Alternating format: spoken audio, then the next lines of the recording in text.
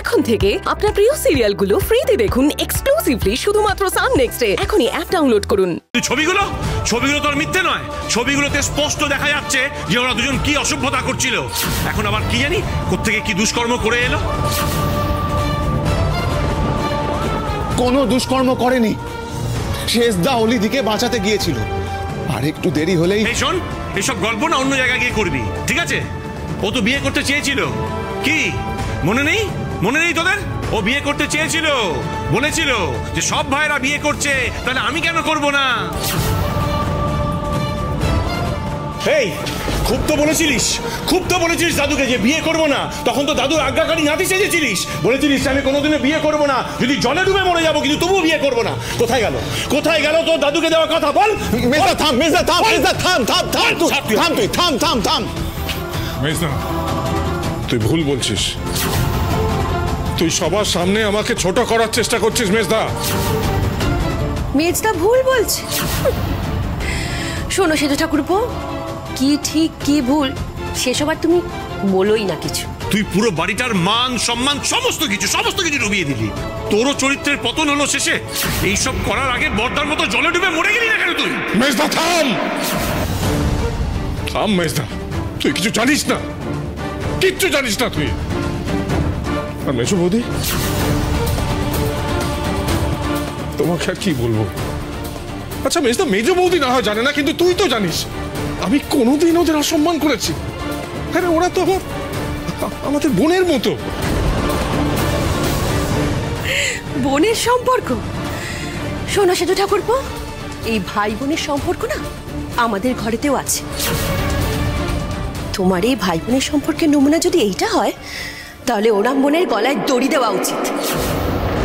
মেজো বৌদি, অনেক হয়েছে, আমাকে আর খেপাবেন না।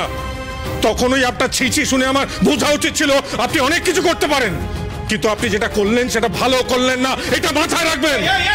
কি তুই কি ধমকাচ্ছিস ওকে? কি ধমকাচ্ছিস তুই ওকে? আমরা সব ছবিগুলোতে স্পষ্ট দেখেছি। আরে কি ছবি? তখন থেকে ছবি। আমি এতগুলো কথা বলছি, কোনো কানে ঢুকছে না। শোন, আমি দিগন্ত ব্রহ্মচারী, জীবনে কোনোদিন কোনো নারীর প্রতি কুনজর দিইনি আর দেবও না। আমার প্রতিজ্ঞা না কোনোদিন ভঙ্গ করেছি, না কোনোদিন করব।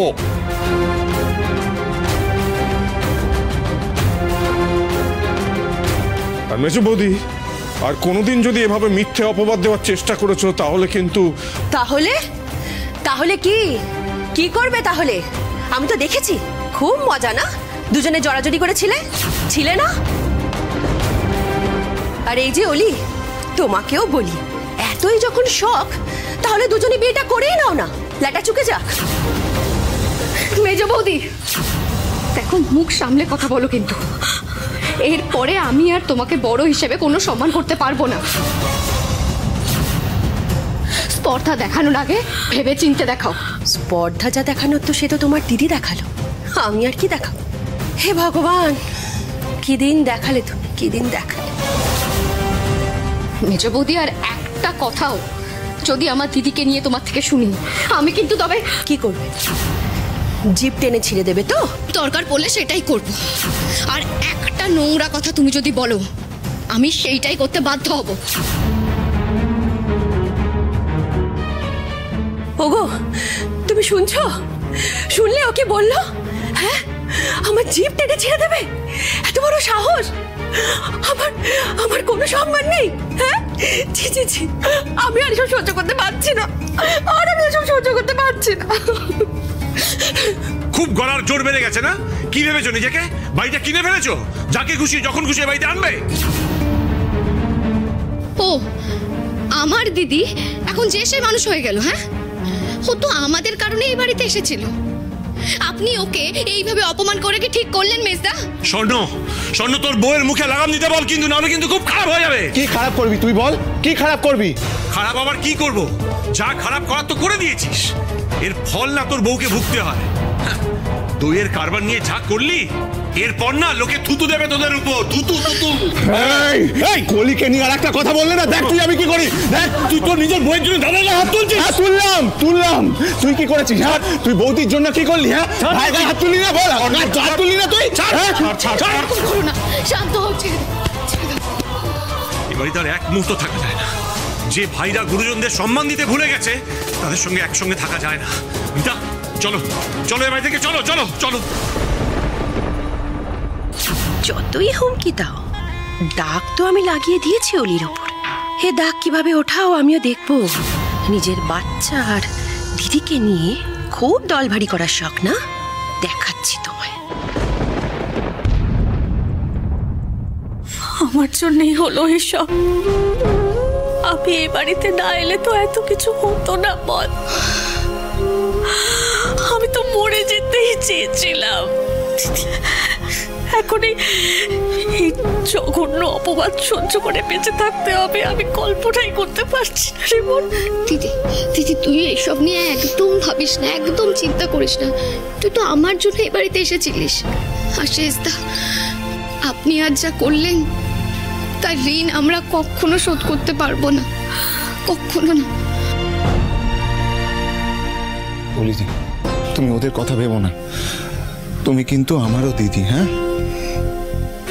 চলো ঘরে চলো, চলো চলো চলো।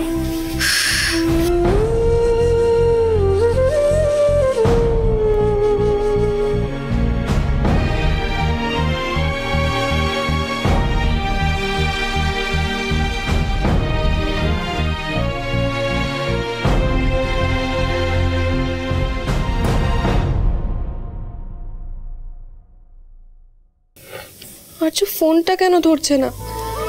এতবার করে ফোন করছি, একবার তো ফোনটা ধরতে পারে। আরে বাবা, আমি তো কোনো বিপদে পড়েও ফোন করতে পারি, এটা কেন ভাবছে না?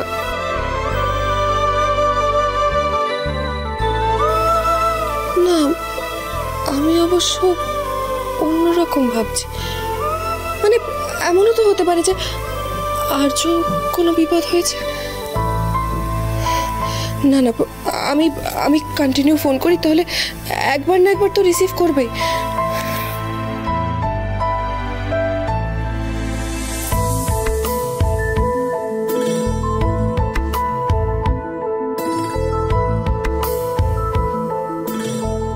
আর্য সত্যি সত্যি কোনো বিপদ হলো না তো?